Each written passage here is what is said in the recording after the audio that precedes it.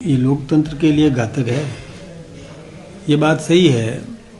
प्रधानमंत्री जी भाषण देने के लिए बिल्कुल आ भी गए थे सदन के अंदर, और उसी समय में कांग्रेस और अन्य विपक्षी दलों ने अपनी महिला सांसदों को भेज दिया, जबकि ये नियम विरुद्ध है कि जो वक्ता होता है, मान लो उस दिन जैसे प्रधानमंत्री जी वक्ता थे या कोई भी वक्ता होता है, उसके आसपास आकर के हल्ला मचाना, ये तो गलत बात है। अपनी सीट से हल्ला मचाए समझ में आता है, लोकतंत्र में उनको अपनी बात कहने का अधिकार है, लेकिन अपनी सीट से उठ करके महिला सांसदों को उन्होंने उत्तेजित किया, भेजा, और महिला सांसद बिल्कुल प्रधानमंत्री जी की चेयर के सामने आके खड़ी होगी, वहीं से चिल्लाने लगी। तो माइक तो वही है, उसी माइक से प्रधानमंत्री जी को बोलना है, और वो माइक के सामने आकर के चिल्लाए तो वही माइक पकड़ेगा, तो आवाज तो पहुंच नहीं सकती। उनको विरोध करना है, अपनी सीट से करते हैं, कोई दिक्कत नहीं है। अपनी सीट से करते तो प्रधानमंत्री जी अपना वक्तव्य आराम से दे देते, लेकिन विपक्ष की हठधर्मिता है। उन्होंने बिल्कुल असंसदीय कृत्य किया है, उसके लिए देश की जनता उनको कभी भी माफ करेगी नहीं। बहुत दुर्भाग्यपूर्ण है, ऐसा होना नहीं चाहिए था। फिर राज्यसभा में प्रधानमंत्री जी का वक्तव्य हुआ, उससे पहले नेता जो राज्यसभा में नेता प्रतिपक्ष होते हैं, खड़गे जी, जो कांग्रेस के राष्ट्रीय अध्यक्ष भी हैं, उनको 55 मिनट बोलने का अवसर दिया, और बोलते रहे, समय मांगा और समय मांगा, तो 20 मिनट और दे दिया अतिरिक्त। निर्धारित समय उनका खत्म हो चुका था, उसके बावजूद भी उनको 1 घंटा करीब अतिरिक्त दे दिया। लेकिन फिर जो ही हमारे प्रधानमंत्री जी के वक्तव्य का समय आया तो उन्होंने बहिर्गमन कर दिया। हालांकि पूरा विपक्ष तो बाहर नहीं गए, तो कांग्रेस गई और टीएमसी गई।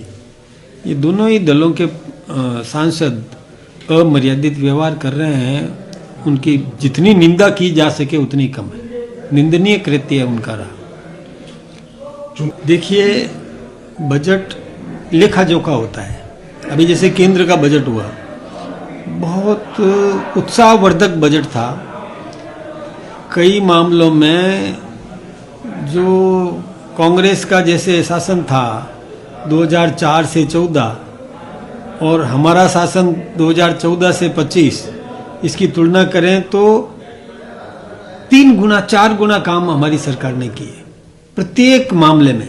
किसी भी मामले में आप उदाहरण ले लें तो 2013 में 1 करोड़ 12 लाख लोग इनकम टैक्स पेई थे, और अभी 9 करोड़ लोग इनकम टैक्स पेई है। कितना गुना गिने अपन? लगभग 25 करोड़ लोग इनकम टैक्स पेई नए बन गए, जिन्होंने रिटर्न पेश किया।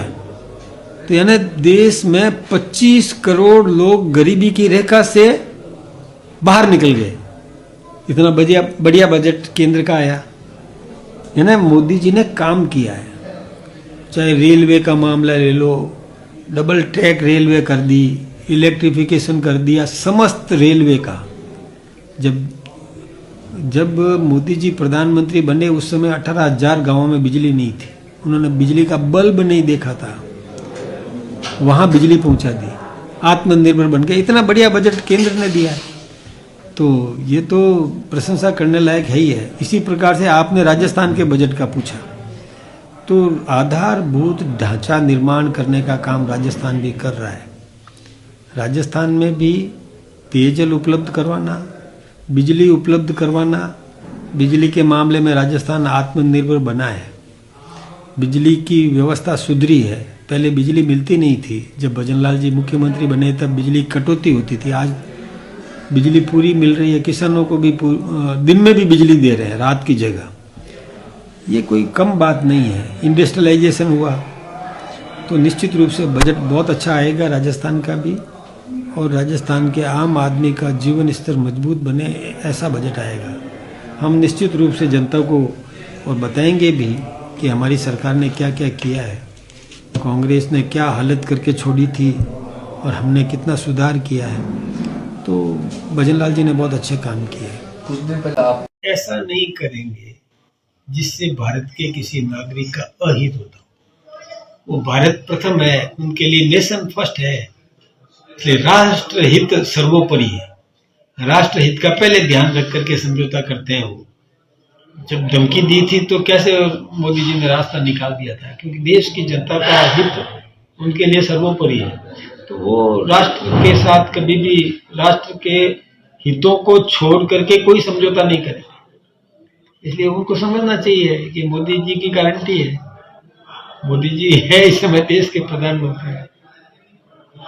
सर, ट्रंप ने जो घोषणा की है उसके अनुसार जो किसानों का हित होगा, दूध दही महंगा होगा और फसल उत्पादन में जो है कृषकों को जो है भूखे मरने की नौबत आ जाएगी। ये गलत कहते हैं, कतई नहीं, कतई संभव नहीं है। किसानों के हितों को ध्यान में रख करके ही उन्होंने पहले वो मतलब उनका वो समझौता नहीं होने दिया। अब भी जो समझौता हुआ है वो किसानों के हितों को ध्यान में रख करके ही किया गया। हमारा उत्पाद जाएगा, हमारा उत्पाद बिकेगा, हमारा उत्पाद उनको खरीदना पड़ेगा, तो उस पर टैरिफ घटाई है। तो कहाँ हमारा नुकसान हो रहा है? जब हमारा मक्खन जाएगा, दूध जाएगा, कोई भी जाएगा, तो उसमें हित हमारा है कि उनका है? और वहां से जो चीज आएगी उसमें जीरो किया है, तो उसमें मतलब समझ में नहीं आया हमारे हिंदुस्तानियों का नुकसान कहाँ है? हिंदुस्तानी नागरिक का नुकसान किस में है? कैसे कह सकते हैं? हमारा निर्यात बढ़ेगा। पहले 25% टैरिफ था और 25% वो एक अलग से वो और लगाते थे, वो पूरा का पूरा माफ कर दिया और 25 का 18 कर दिया। यानी यूं समझो तो 50 से 18 हुआ। हमारा निर्यात बढ़ेगा कि घटेगा?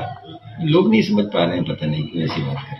वहां से जो माल आएगा उसके अंदर तो 0% टैक्स है, जो माल जाएगा उसके अंदर सुनो जी, वहां से जो माल वही आएगा जो आप लेना चाहोगे। कि जबरदस्ती भेजेंगे क्या? ये समझ में नहीं आई हमारे लोगों को। अरे कोई जबरदस्ती, अब हम लेंगे ही नहीं तो क्या भेजेंगे? वो हमको जरूरत होगी तो ही लेंगे ना, हमें खरीदना हमारी मर्जी से। नहीं समझ में आई? बहुत क्लियर कट सबके समझ में आ रहा है। खरीदना तो खरीदार की इच्छा पर निर्भर करता है, बेचवाल की इच्छा पर खरीदार को मजबूर नहीं किया जा सकता है। हम निर्यात करेंगे, इससे तो हमको लाभ ही है। हम वही निर्यात करेंगे जो हम निर्यात कर सकते हैं, हमारे यहाँ उत्पादकता ज्यादा है, वही निर्यात करेंगे और लेंगे भी वही जो जिसकी हमको जरूरत है। जो हमारे यहाँ कमी होगी वही तो लेंगे। जब हमारे यहाँ ऑलरेडी है तो हम बाहर से माल क्यों लेंगे? अपन जो है सर रूस की बजाय वेनेजुएला से तेल खरीद रहे हैं, इसी से देश का कितना हित होगा या अहित होगा? किसने कह दिया कि रूस से नहीं खरीदेंगे? ये कोई समझौता ऐसा नहीं है। इसका समझौता का ऐसा लिखा हुआ है कि रूस से तेल नहीं खरीदेंगे, नहीं, कहाँ ये गलत बोलते हैं, जाएगा। गलत बोलते हैं। हिंदुस्तान है ये, यहाँ कोई बात भी नहीं कर सकता है। मोदी जी का राज है यहाँ। नरेंद्र भाई मोदी जी को कोई बांध नहीं सकता, रोक नहीं सकता। उन्होंने तो स्वतंत्रता दिखाई है। अन्य देशों से भी उन्होंने किस प्रकार से रास्ते निकाल दिए।